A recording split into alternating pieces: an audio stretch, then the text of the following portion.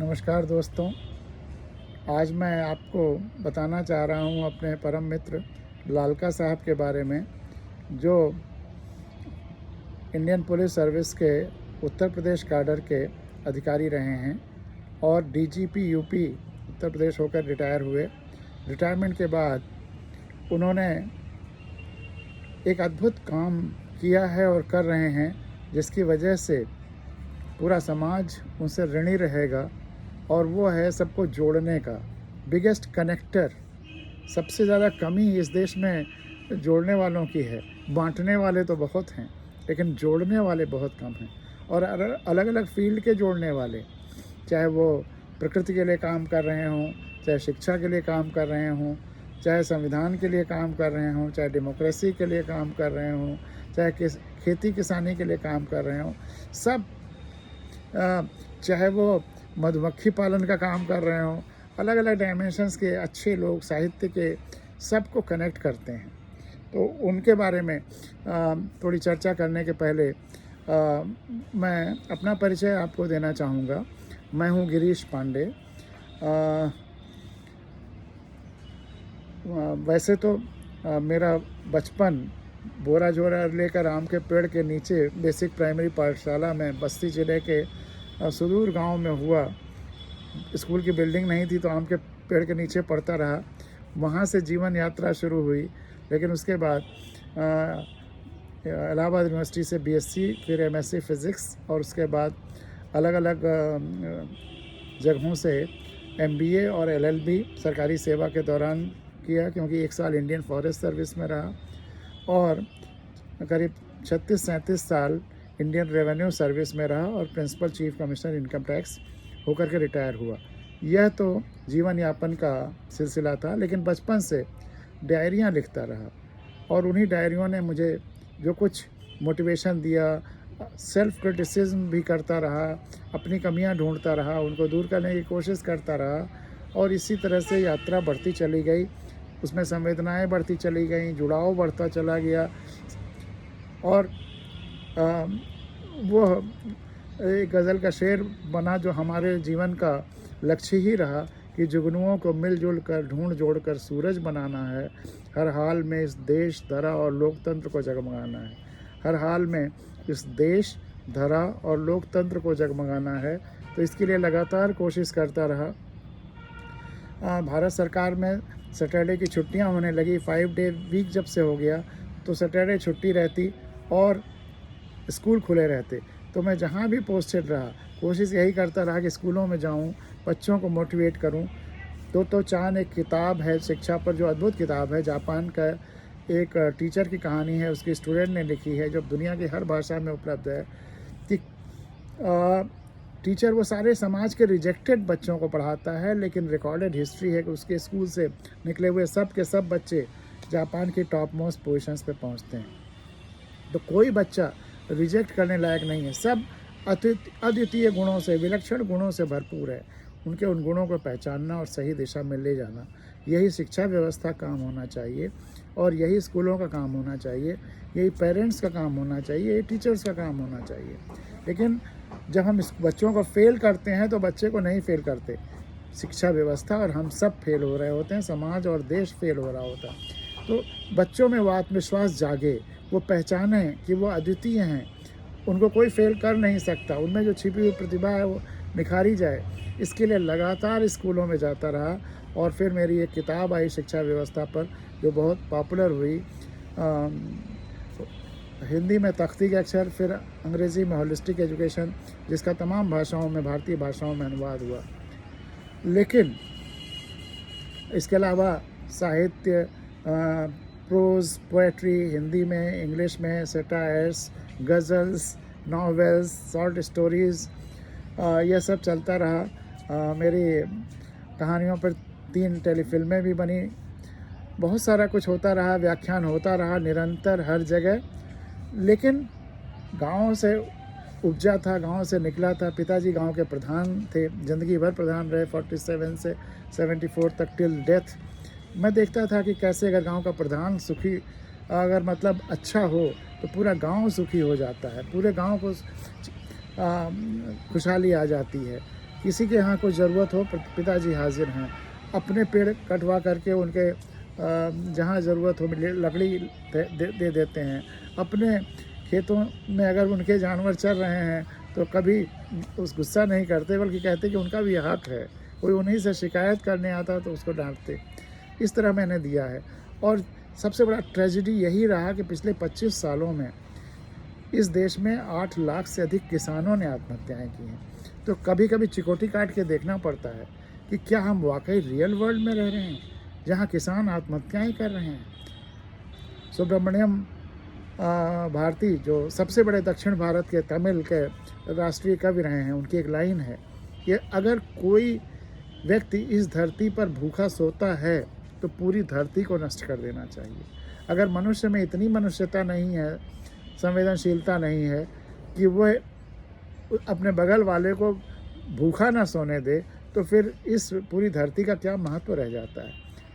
लेकिन अगर वो सबकी भूख मिटाने वाला किसान भूखा सोने कौन कहे, आत्महत्या करने तक ठेल दिया गया है, तो सोचिए क्या क्या नष्ट कर देना चाहिए।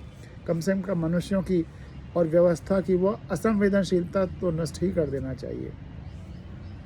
इसीलिए इस पर काम करता रहा लगातार नौकरी के समय में भी, लेकिन 7 साल पहले जब रिटायर हुआ तो पूरी तरह से इसी पर काम करने लगा कि लोग संवेदनशील हों, और उसके लिए बच्चे सबसे बड़े माध्यम है। तो विद्यालय जा कर के उनको संविधान और संवेदनशीलता के बारे में बताता रहता, उनकी शक्ति के बारे में बताता रहा, और गांव-गांव जाकर, जगह जाकर भारत के संविधान के बारे में लोगों को बताना शुरू किया। संविधान कथाएं कहनी शुरू की कि अब आज़ादी के बाद देश के मालिक हम हैं, हम भारत के लोग हैं।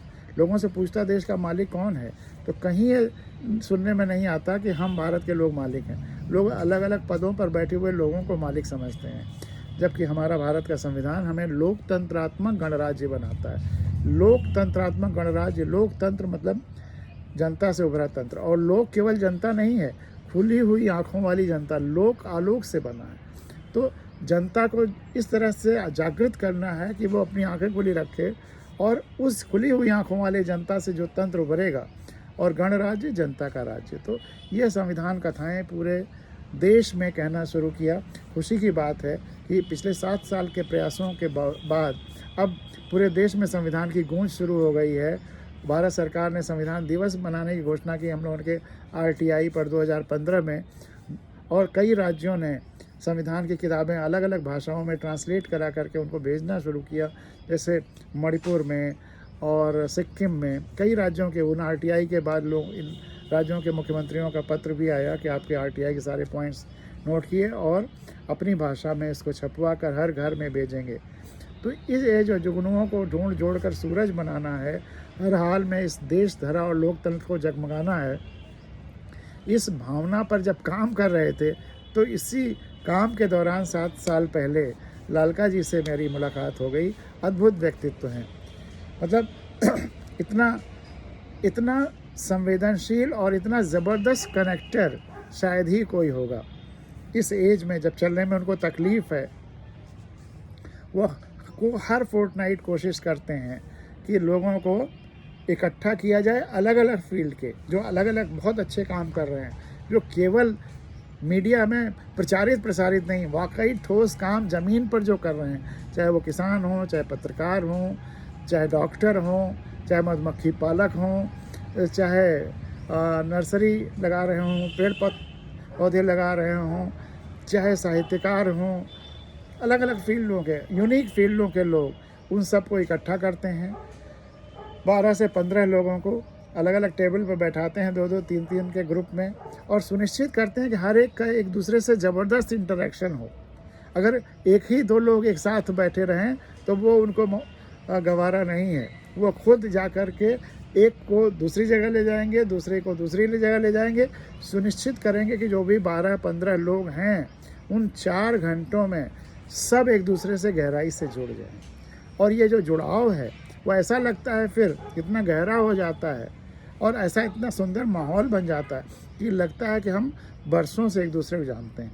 और वाकई इस धरती पर हम सब बरसों से एक दूसरे को जानते हैं। हम सब एक पूरी धरती, पूरी सृष्टि, पूरा ब्रह्मांड एक विराट जीवंत शरीर है और हम उसके एक जीवंत अंग हैं। उस हिसाब से हम सब एक ही शरीर के अलग अलग अंग हैं, उस विराट जीवंत शरीर के, जिसे आप ईश्वर कह लीजिए, ब्रह्मांड कह लीजिए, सृष्टि कह लीजिए। तो वो रिश्ता तो है, वो जुड़ाव तो है, वो संवेदनात्मक जुड़ाव तो है, उसे समझना होता है। और लालका जी इंश्योर करते हैं कि वह जुड़ाव हर एक के समझ में आ जाए, और इसीलिए वह प्रोग्राम अद्भुत होता है। मुझे तो इसकी बात की और खुशी है कि अक्सर वह लोगों को बदल दिया करते हैं, कोशिश करते हैं कि हर बार नए नए लोग आएँ और सब एक दूसरे से जुड़ें, यही एक कॉमन फैक्टर रहते हैं। लेकिन मुझे कई बार इन्होंने एक कॉमन फैक्टर के रूप में रखा है, कई बार उन प्रोग्रामों में आने का मौका दिया है, एक दूसरे से इंटरेक्ट करने का दिया हुआ है मौका। तो वो जो 4 घंटे का अनुभव होता है वो बहुत बड़े बड़े ध्यान और तपस्या इन सब से ऊपर होता है। और मैं तो हमेशा कहता हूँ कि हमें अपनी आँखें खुली रखनी है, ध्यान भी करना है तो खुली आँखों से करना है।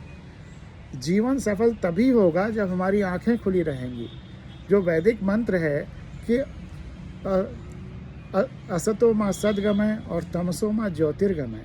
अगर हमें अंधेरे से प्रकाश की तरफ जाना है, तमसो माँ ज्योतिर्गमय, और अगर हमारी आंखें बंद रही या हमारे आंखों पर पट्टी बंधी रही तो पूरी यात्रा निरर्थक हो जाती है। तो हमारे जीवन की और प्रकाश की तरफ की यात्रा को सार्थक करने के लिए आंखों को खुला रखना होगा, आंखों पर कोई पट्टी नहीं बांधनी होगी। और बुद्ध ने भी कहा अपदीपो भव, अपना हमें जीवन का, अपने मार्ग का दीप भी खुद बनना है, और मार्ग के दीप हम खुद बनेंगे तभी जब हमारी आंखें खुली होंगी। तो आंखें खुली रहना पहली शर्त है। और जिन लोगों को लालका जी लाते हैं इस प्रोग्राम में, सब खुली आंखों वाले लोग हैं, अंधविश्वास वाले लोग नहीं, सुनी सुनाई बात इधर उधर फैलाने वाले नहीं, जो सत्य पर आधारित हैं, जिनका जीवन सत्य पर आधारित है और जिनका व्यवहार सत्य पर आधारित है, जो मनसा वाचा कर्मणा एक रहते हैं। और इसीलिए बॉन्डिंग भी और मजबूत होती है, क्योंकि अगर मनसा वाचा कर्मणा अलग अलग हैं, इनमें कॉन्ट्रडिक्शंस हैं, तो फिर वो लोग जुड़ ही नहीं सकते एक दूसरे से। ये सब क्योंकि सत्य पर आधारित हैं, खुली आंखों वाले हैं इसलिए इन लोगों को जो जुड़ाव होता है वो बहुत परमानेंट होता है, वो बॉन्डिंग हमेशा के लिए हो जाती है। सब लोग एक दूसरे से नंबर शेयर करते हैं और एक दूसरे से जुड़ करके एक दूसरे की शक्ति बनते हैं। सकारात्मकता की गंगा बहने लगती है। सकारात्मकता, ऑप्टिमिज्म और विश्वास कि हम सब जैसी धरती हमें मिली है उससे बेहतर छोड़ करके जाएंगे, ऐसा समय हम लोग ला सकेंगे, वह उत्साह भर जाता है। और प्रकृति के प्रति प्रेम, पर्यावरण के प्रति प्रेम, मनुष्य के प्रति प्रेम, सभी जीव जंतुओं के प्रति प्रेम, वह गजब का माहौल आप क्रिएट कर रहे हैं। वैसे तो लखनऊ में अक्सर रहते हैं, लखनऊ में इस तरह की मीटिंग ज़्यादा होती हैं, लेकिन मित्रों के बीच में ये प्रोग्राम दूसरे प्रदेशों में भी कर रहे हैं, चेन्नई में, कर्नाटक में, पूना में, बम्बई में, अलग अलग जगहों पर कर रहे हैं।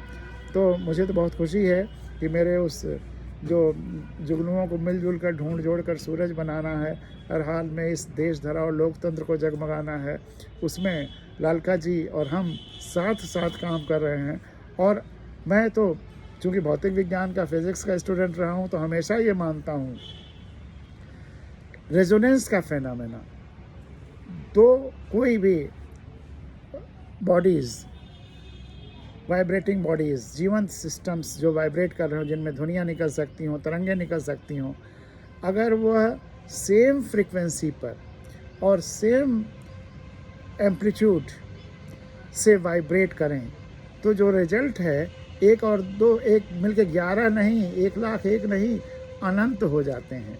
तो हमको यही विश्वास है कि हम और लालका जी खुद अगर इसी तरह से रेजोनेट करते रहे तो हम लोग अनंत शक्ति के साथ यह परिवर्तन ला सकेंगे।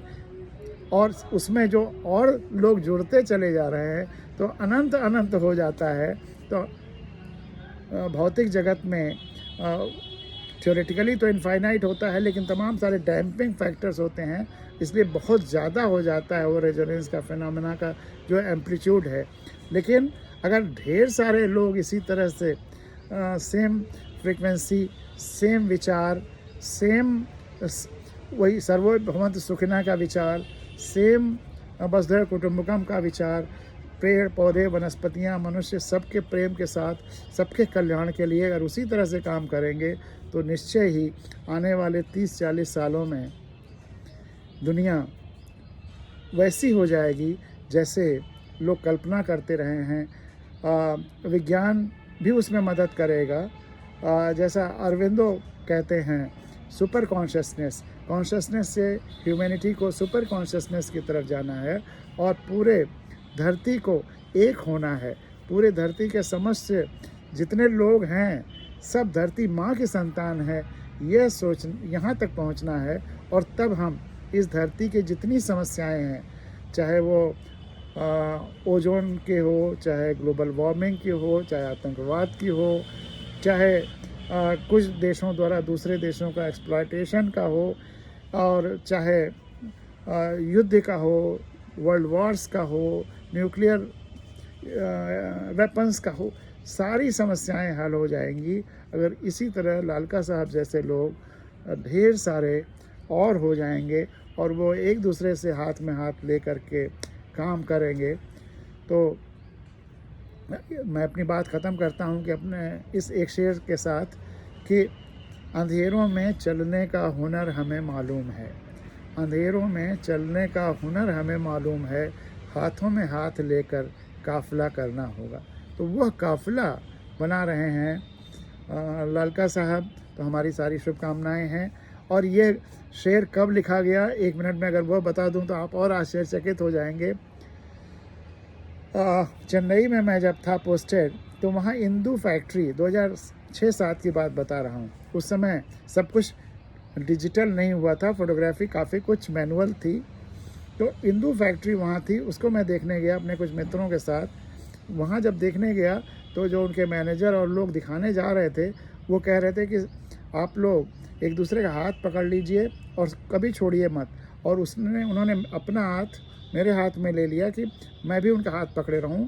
और उन्होंने कहा कि हम लोग कई लेयर्स के बाद, कई स्क्रीन्स के साथ एक 3-4 लेयर और 3-4 कॉरिडोर क्रॉस करने के बाद एक ऐसी जगह चले जाएंगे जहां रोशनी का एक किरण भी नहीं होगा, क्योंकि सारा फिल्म की कटिंग, पैकिंग, प्रोडक्शन सब कुछ अंधेरे में हो रहा है। अगर कहीं भी रोशनी गई तो वो फिल्म ख़राब हो जाएगी। तो कह रहे थे कि आप लोग एक दूसरे का हाथ पकड़े रहिएगा। आधे घंटे तक उन्होंने फैक्ट्री घुमाई, हम सब एक दूसरे का हाथ पकड़े रहे, क्योंकि अगर हाथ छूट जाएगा तो पता नहीं आप कहाँ चले जाएंगे, किस इंस्ट्रूमेंट से टकरा जाए, कहाँ आपका हाथ पैर कट जाए, क्या हो जाए, क्या दुर्घटना हो जाए। और लाइट ऑन कर नहीं सकते, क्योंकि अगर फैक्ट्री चलती रही और लाइट किया तो कितना नुकसान हो जाएगा। तो उस हाथों में हाथ लेकर के हम लोग पूरी अंधेरी फैक्ट्री देखते रहे, सुनते रहे। उसी के बाद ये गज़ल बनी कि अंधेरों में चलने का हुनर हमें मालूम है, हाथों में हाथ लेकर काफ़िला करना होगा। तो आज जब समाज में, धरती पर, देश में तरह तरह का अंधेरा है, व्यवस्था में एक्सप्लॉयटेशन का, भोजन लोगों को नहीं मिल रहा है उसका, शिक्षा ठीक से नहीं हो रही है उसका अंधेरा, और प्रदूषण का अंधेरा, कौन किस किस जगह पे अंधेरा नहीं है, वो सारे तमाम सारी बीमारियों का अंधेरा, और जो अभी पहले चर्चाएं की उन सब का अंधेरा, वो सब अंधेरा दूर होगा अगर लालका जी जैसे लोग हाथों में हाथ लेकर एक दूसरे का और हाथों में हाथ और जोड़ते हुए ये काफ़िला तैयार करते रहेंगे। तो हाथों में हाथ लेकर काफ़िला करना होगा। अंधेरों में चलने का हुनर हमें मालूम है, तो ये हुनर उन्हें मालूम है और उसी के अनुसार वो काफ़िला तैयार कर रहे हैं। आशा है कि आप सब उस काफ़िले में शामिल होंगे और उनसे जुड़ेंगे। बहुत बहुत शुभकामनाएं आपको भी, और लालका साहब को तो दिल से प्यार है, संवेदना है और जुड़ाव है, नमस्कार है, प्रणाम है, सब कुछ। बहुत बहुत धन्यवाद।